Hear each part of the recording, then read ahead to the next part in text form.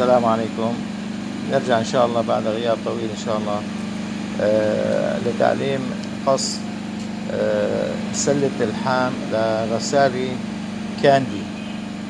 نبدأ إن شاء الله بعون الله تعالى. أول ما نبدأ تسقيط براغي 5 ميلي، براغي 5 ميلي طول 2 سنتي إن شاء الله، ومنتابع. نبدأ بالتسقيط بين 0 و 10 سنتيمتر. نبدأ من هون. بسم الله الرحمن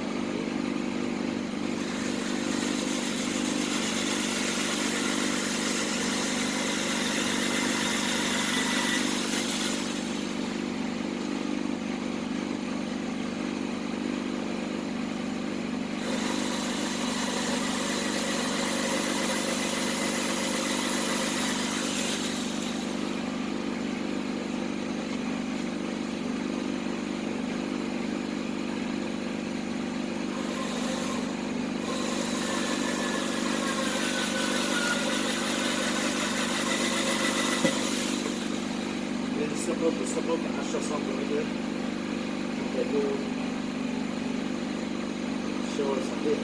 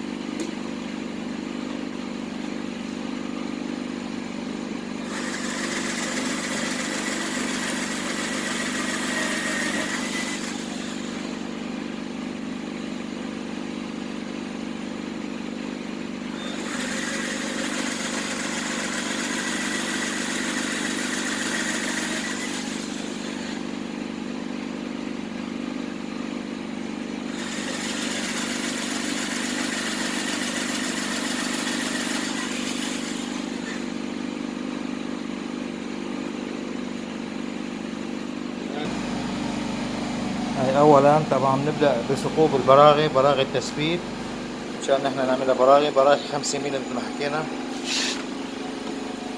هاي الثقوب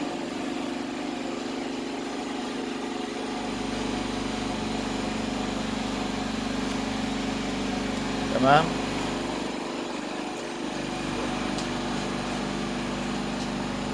بين كل برغي وبرغي 10 سنتي حتى تكون الحلة متماسكة كلياتها بعد التركيب. بسم الله الرحمن الرحيم. نبدأ القص بأحدث الآلات أو وسيلة من الكيلوميات. بسم الله توكلنا على الله.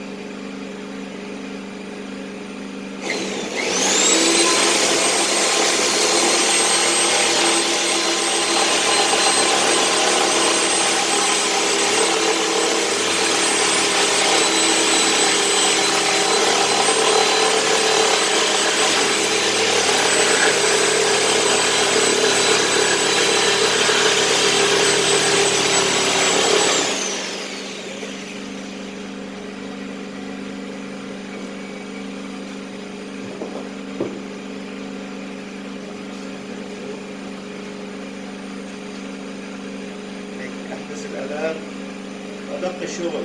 دائما لازم الشغل يكون شغل دقيق جدا حتى ترجع كأنها وكالة.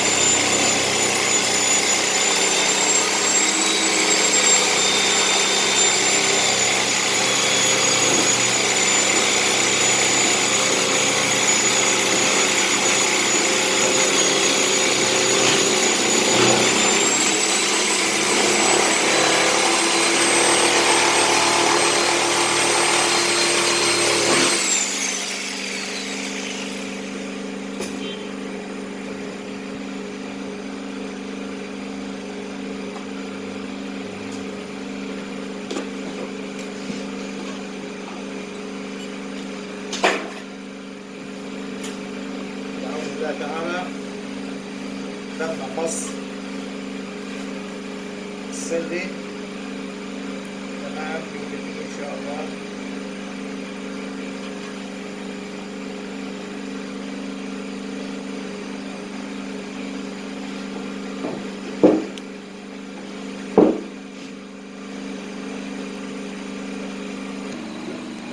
الآن نبدأ بفك الرومانات.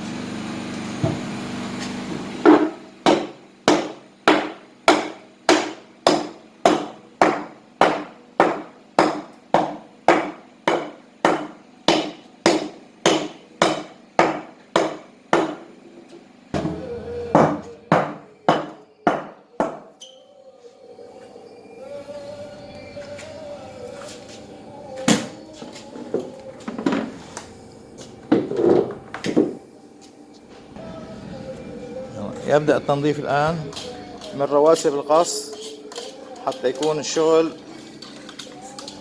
تمام 100%، وحتى يكون الجوان لما بنحط جوان سيليكون خاص يسكر مظبوط 100%، مشان ما يصير أي تهريب مي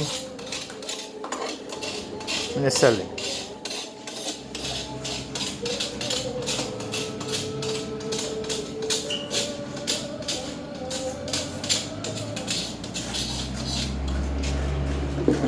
تابعونا بالفيديو الثاني إن شاء الله عملية الجمع بعد ما يتم تنظيف تمام، ونركب الرومانات ونركب الصوفي المانعة الجديدة إن شاء الله. تابعونا في الفيديو القادم إن شاء الله بإذن الله تعالى. أبو وسيم الإلكترونيات، شكرا لكم جميعا.